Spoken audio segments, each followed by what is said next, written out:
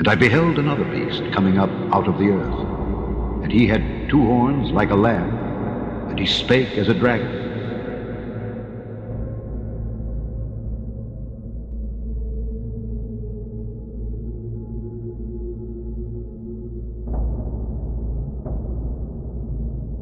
Welcome back. In his latest major shakeup within the Catholic Church, Pope Francis has removed a conservative American cardinal from the Vatican's powerful congregation of bishops. Cardinal Raymond Burke came to the Vatican in 2008 after serving as Archbishop of St. Louis. He's been an outspoken critic of abortion and same-sex marriage, and recently gave an interview in which he raised concerns about the Pope's comments that the Church should reduce its focus on those issues. Cardinal Burke will still serve as chief judge of the Vatican's highest court, but the New York Times reports his removal from the Congregation for Bishops will sharply reduce his influence. And to replace Cardinal Burke, the Pope named the current Archbishop of Washington, D.C., Cardinal Donald Rule, who is considered to be an ideological moderate more in line with the Pope. Meantime, today, the leading gay rights magazine in the U.S., The Advocate, followed in the footsteps of Time magazine, naming Pope Francis as its Person of the Year. All of this comes as the Pope celebrated his 77th birthday today by inviting several homeless men to his morning mass, including one we even see in the picture there brought his pet. Afterwards, they all ate breakfast together. A cordial Vatican meeting between the president of Argentina and the new Pope, with the 2 Argentines exchanging gifts. But their get-together Monday was in sharp contrast to the war of words between the 2 leaders less than 3 years ago. In mid-2010, Argentina was polarized over a same-sex marriage bill supported by Cristina Fernández de Kirchner, who called the Church's actions against the measure attitudes reminiscent of medieval times and the Inquisition. Then Cardinal Jorge Bergoglio blasted the bill, dubbing it a destructive attack on God's plan. La Iglesia ha pedido. The Church has asked Catholics to oppose this, and that's exactly what I'm doing as a Catholic. But some say the future pontiff was much more conciliatory than he appeared. Marcelo Marquez is a gay rights activist and former theology professor at a Catholic seminary near the Argentine capital. He says Bergoglio told him in private in 2010 that he favored gay rights and went as far as saying he didn't oppose gay civil unions. He told me that he understands that homosexual people should have their rights protected in society. He also said he believed that Argentina was not ready for a gay marriage law, but said he would favor a law granting civil unions. Marquez says the meeting happened after he sent Bergoglio this letter on behalf of gay Catholics supporting the same-sex marriage bill. The New York Times reported Wednesday that at a private meeting of bishops, also in 2010, Cardinal Bergoglio advocated that the Church in Argentina support the idea of civil unions for gay couples.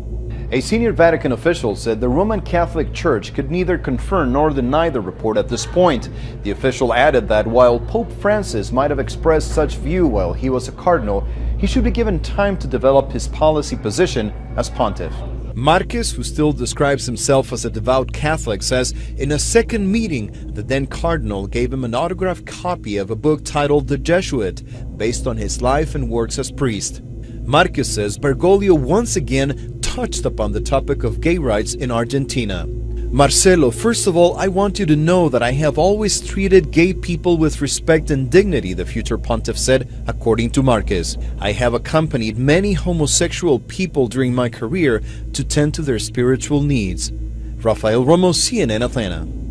Just in time for his 77th birthday today, Pope Francis has been named Person of the Year for a second time in less than a week. Last week, of course, it was Time magazine who bestowed the big honor. And today, the oldest gay rights magazine in the United States, The Advocate, named the Pope the Person of the Year. While 2013 will be remembered for the work of hundreds in advancing marriage equality, it will also be remembered for the example of one man in the same way that President Obama transformed politics with his evolution on LGBT civil rights. A change from the Pope could have a lasting effect on religion. The online magazine points to this statement from the Pope in July as a sign of shifting thought in the Catholic Church, which has 1.2 billion members worldwide.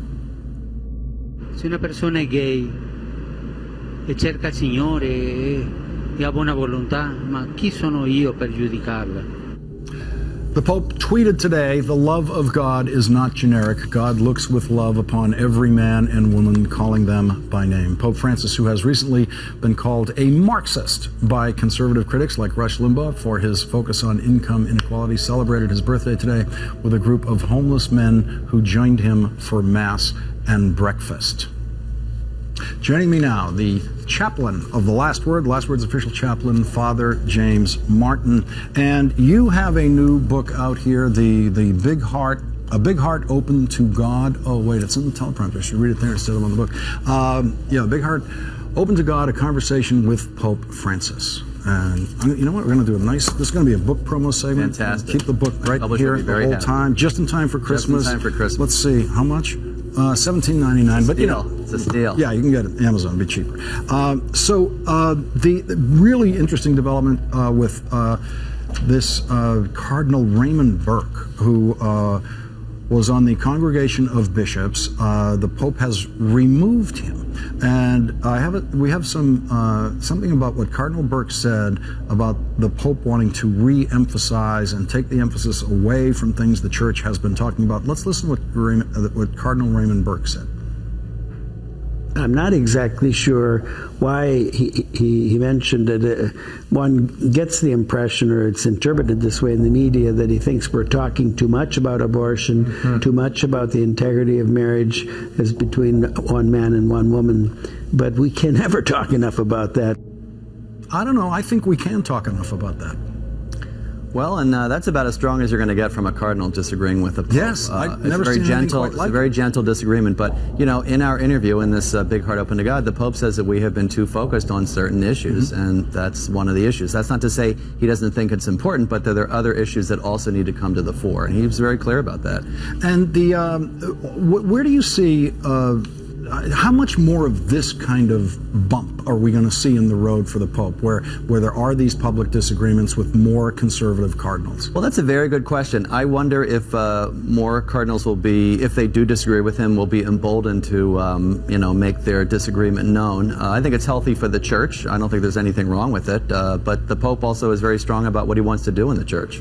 And is this being taken in the Church and among cardinals as, hey, that's a firing? This is just somebody who the Pope moved out of that position because he disagreed with him and he didn't want to hear more from him? Well, it's certainly an indication that he wants new blood. He appointed Cardinal Worrell, who's the Archbishop of Washington, into the position, and so he definitely wants someone who thinks a little differently, I would say, than Cardinal Burke. Are you hearing back here any of the Pope's personal reaction to the reaction he's getting out there in the world? Yeah, he says in this interview, in A Big Heart, he says, I'm getting criticized. And, but, the sort of response that he has is, that sort of goes with the job. I mean, he's getting a huge positive. Look, the Advocate picks the Pope as the person of the year, and that's inconceivable. I mean, there's an amazing kind of positive reaction to him from people who've never had a positive reaction to a Pope. Which is fantastic. I mean, he's drawing people to the Church. More importantly, he's drawing people to God. So I think it's fantastic. And if the Advocate puts him on the cover in Time magazine, if that draws more people to him and to God, great. Father Martin, thank you very much for joining us once again. My pleasure.